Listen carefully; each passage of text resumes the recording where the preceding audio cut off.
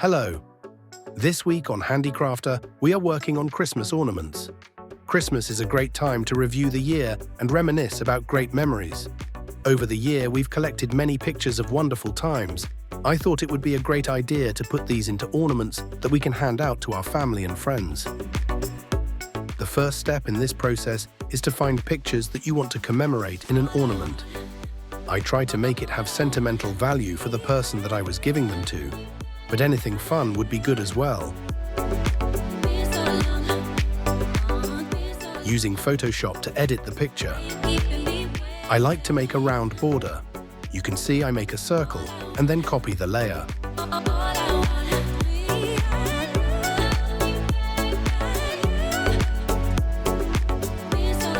After that, the copy layer is shrunk in free transform to make a smaller circle.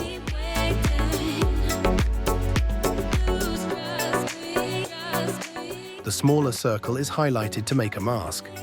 Switching to the larger circle, the smaller mask can be deleted. This will give a nice clean border that is perfectly symmetrical.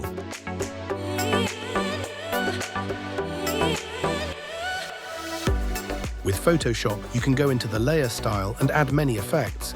I like to add bevel, satin and drop shadow, but play around with different settings. One of the benefits to making your own ornament is the ability to add dates or other information of the memory. Many times when we buy ornaments on our travels or receive them as gifts, we need to write information on the ornament, like who is in the picture or where we bought the ornament or the date. With this process, you can put in any information you like.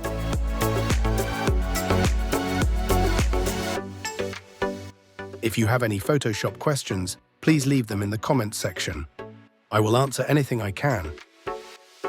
It's amazing what you can do in Photoshop these days. Please feel free to take a look at my other videos if you like.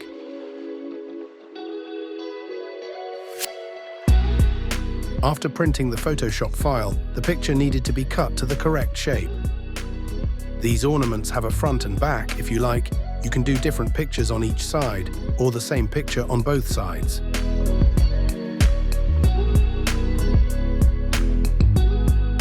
I decided to have a different picture on each side. You can use glue to hold them together, or Mod Podge. I'm not sure which will dry better, so play around with them. Make sure every part is covered.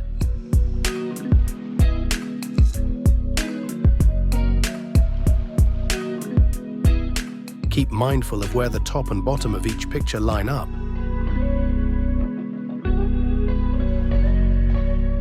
Trim the white sides that overlap.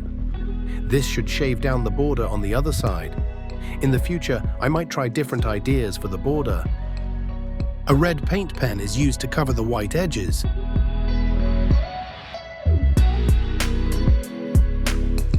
The last thing needed to be done to the picture is a hole with a hole puncher. Since this is an ornament, it needs to be hung. On future ornaments, I might try to add a border where the hole is, but for now, just a hole. Epoxy is a two-part system that consists of a resin and a hardener. When mixed, they undergo a chemical reaction, transforming from a liquid into a rigid, virtually unbreakable plastic. There are two very important things to keep in mind while working with epoxy. One, the mixture has to be the exact correct amounts. This brand is a 1-to-1 ratio. And two, it needs to be mixed thoroughly. If either of these are not done correct, the epoxy has a chance of never hardening. So, after measuring, I stir for 5 minutes. This is something I would normally do by hand, but recently I got a mixer.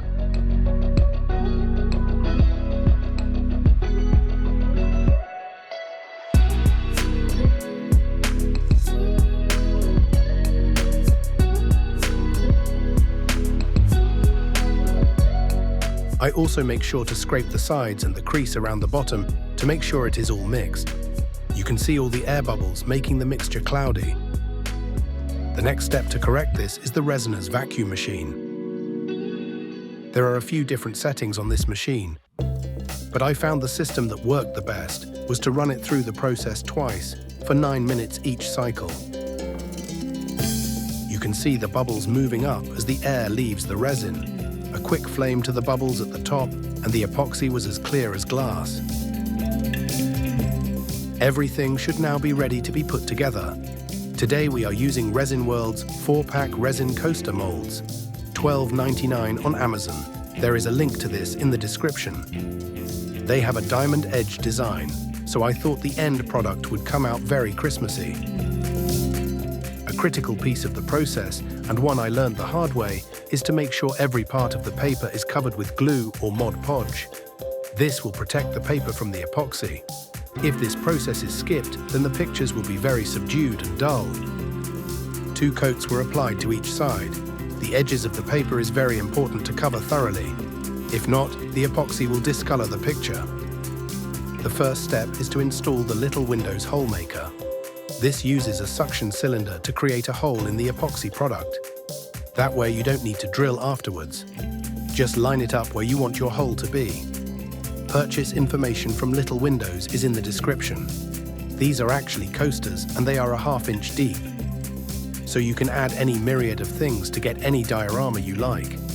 I'm only using a picture, so fill each mold up halfway and let it dry until it's mostly solid. I tried a few different ways to add the photo to the ornament. The first attempts ended up with air trapped under the photo. It seems pouring while adding the photo works the best. Finish filling the mold with epoxy. Now let them dry. In New York, during the winter, drying will take a few days.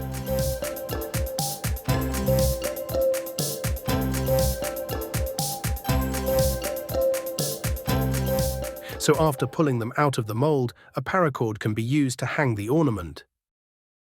I used an alpine butterfly loop because it looked interesting and made the angles I wanted.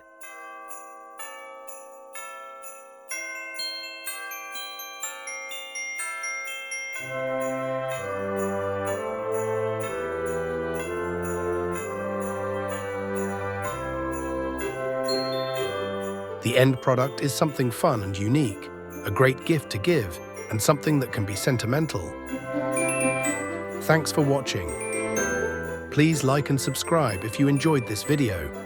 If you have any questions on Photoshop or any of this process, feel free to ask in the comments below. I'll do my best to answer anything I can.